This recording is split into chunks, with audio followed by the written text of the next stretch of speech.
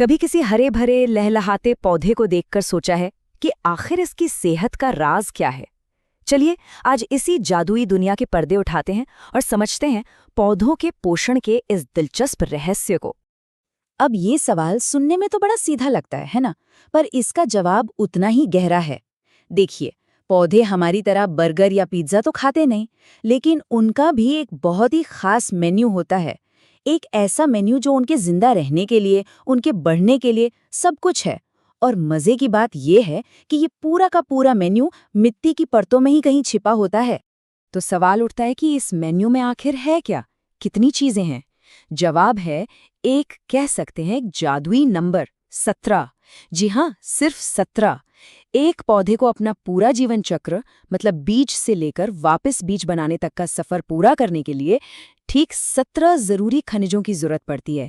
एक भी कम तो समझ लीजिए कहानी अधूरी रह जाएगी। तो ये आवश्यक खनिज या एसेंशियल मिनरल होता क्या है? असल में सीधी सी बात है, ये एक ऐसा केमिकल तत्व है जिसके बिना कोई भी पौधा अपना जीवन चक्र पूरा कर ही नहीं सकता। मतलब अगर इन 17 में से एक की भी कमी हो गई ना, तो पौधे का विकास रुक जाएगा, या शायद उसकी पत्तियां पीली पड़ने लगें, या हो सकता है वो कभी फल या फूल दे ही ना पाए।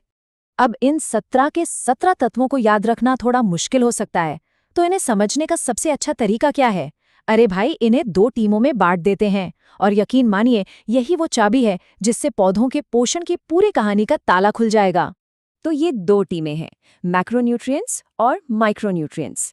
चलिए इसे आसान बनाते हैं। मैक्रो यानी बड़ा, ये पौधे का मेन कोर्स या मुख्य भोजन है, जिनकी जरूरत उसे ज्यादा मात्रा में होती है। और दूसरी तरफ है माइक्रो यानी छोटा। इन्हें पौधे के विटामिन्स की तरह समझ लीजिए। जरूरत तो बहुत ही कम, मतलब ना के बराबर होती है, पर इनके बिना काम चल ही नहीं सकता। तो चलिए सबसे पहले पौधे की मेन प्लेट पर नजर डालते हैं, मतलब मैक्रोन्यूट्रिएंट्स। ये वो असली हैवी लिफ्टर्स हैं जो पौधे की पूरी नींव रखते हैं। इनमें आते हैं 6 सुपर हीरो, जिन्हें बिग 6 भी कहा जाता है। कौन कौन से हैं ये? Nitrogen, phosphorus, potassium, calcium, magnesium और सल्फर। अब जैसे नाइट्रोजन को ही ले लीजिए, ये पत्तियों को उनका वो गहरा हरा रंग देता है और उन्हें बढ़ने में मदद करता है। या फिर कैल्शियम, ये पौधे की कोशिकाओं को मजबूती देता है, बिल्कुल वैसे ही जैसे कैल्शियम हमारी हड्डियों को मजबूत बनाता है। तो आखिर ये सुपर हीरो करते क्या हैं? अरे सोचिए जरा, ये पौधे के लिए लगभग सब कुछ करते हैं। ये प्रोटीन बनाते हैं, जिन्हें हम पौधे की मांसपेशियां कह सकते हैं। ये डीएनए बनाते हैं, जो पौधे का पूरा ब्लूप्रिंट है। और हाँ, यही वो क्लोरोफिल भी बनाते हैं, वो हरा जादू जो सूरज की रोशनी को पौधे के लिए एनर्जी में बदल देता है, बिल्कुल एक छोटे से सोलर पैनल की तरह। चलिए अब बात करते हैं दूसरी टीम की, माइक्रोन्यूट्रिएंट्स। और एक बात गांठ बांध लीजिए, माइक्रो का मतलब कमजोर या गैर जरूरी बिल्कुल भी नहीं होता। बस इनकी जरूरत बहुत ही थोड़ी, एकदम मामूली मात्रा में होती है।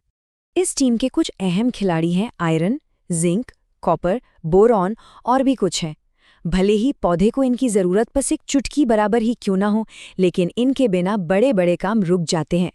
मिसाल के तौर पर आयरन को ही ले लें, ये पौधे को अपनी एनर्जी बनाने में मदद करता है। सही बताऊं तो इन माइक्रोन्यूट्रिएंट्स को पौधे का स्पार्क प्लग समझना सबसे सही रहेगा। मतलब ये खुद इंजन नहीं है, लेकिन इनके बिना वो जो मैक्रोन्यूट्रिएंट्स वाला बड़ा इंजन है ना, वो स्टार्ट ही नहीं हो सकता। ये उन जरूरी एंजाइम्स को एक्टिवेट करते हैं जो पौधे की ग्रोथ को कंट्रोल करते हैं। कह सकते हैं छोटी सी चिंगारी, लेकिन करती है बड़ा धमाका। ठीक है, तो अब तक ये तो समझ आ गया कि पौधे को क्या क्या चाहिए, लेकिन असली और बड़ा सवाल तो अब आता है कि ये 17 के 17 खनिज मिट्टी से निकलकर पौधे के अंदर आखिर पहुंचते कैसे हैं?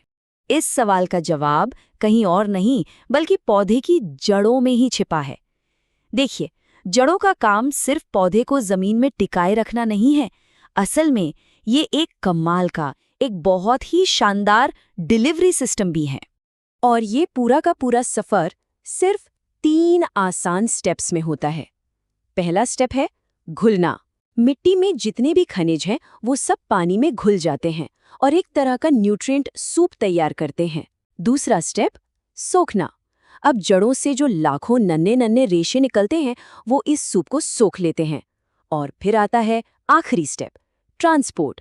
ये पोषक तत्वों से भरा पानी पौधे के अंदर ही बनी एक पाइपलाइन के जरिए ऊपर तने और पत्तियों तक अपना सफर तय करता है। तो देखा जाए तो मिट्टी से लेकर पत्ती के नोक तक का ये पूरा सिस्टम कितना कमाल का है। इन खनिजों का एक संतुलित आहार ही है जो चुपचाप बिना किसी शोर के पूरे पौधे के जीवन की कहानी लिखता है। ये एक ऐसा गुमनाम आर्किटेक्ट है जो हरियाली की नींव रखता है। और ये सारी बातें हमें एक बहुत गहरे सवाल पर लाके खड़ा कर देती हैं। अगर सिर्फ एक जरूरी खनिज की कमी एक बड़े से बड़े विशाल पेड़ के विकास को रोक सकती है, तो सोचिए ये हमारे पूरे इकोसिस्टम के नाजुक संतुलन के बारे में हमें क्या सिखाता है। इस पर सोचना तो बनता है।